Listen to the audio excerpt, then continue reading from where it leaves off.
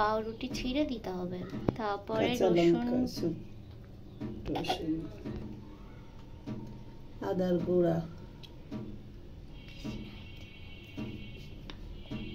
Chilli flakes,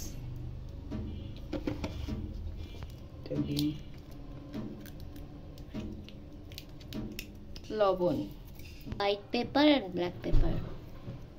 এই যে কিমা মতো হয়ে গিয়েছে। এবার হাতে তেল লাগিয়ে এটাকে আমরা গোল গোল করে বল বানিয়ে ফেলবো।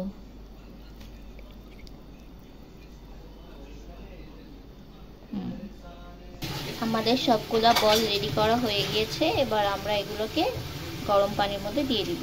আমাদের পানিটা গরম হয়ে গিয়েছে। এবার আমরা চালটাকে আস্তে করে দিয়ে তারপর এর মধ্যে মিট বলগুলো দিয়ে দেবো।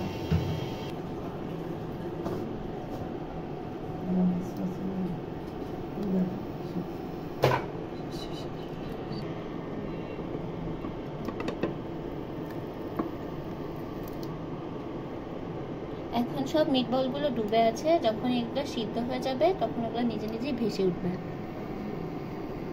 মিট বলগুলো সিদ্ধ হয়ে সবগুলো এরকম ভেসে ভেসে উঠবে। এগুলো সব ভেসে উঠেছে। এবার এগুলোকে তুলে ফেলবো।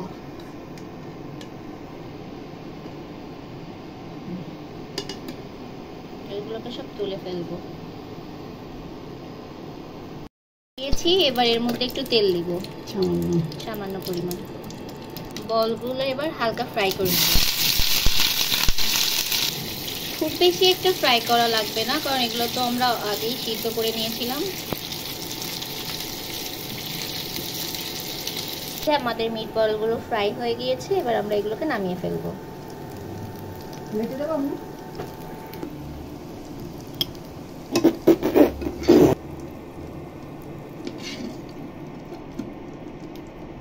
আমরা একটু ডিপ ফ্রাই করেছি, আপনারা চাইলে হালকা ফ্রাই করতে পারেন।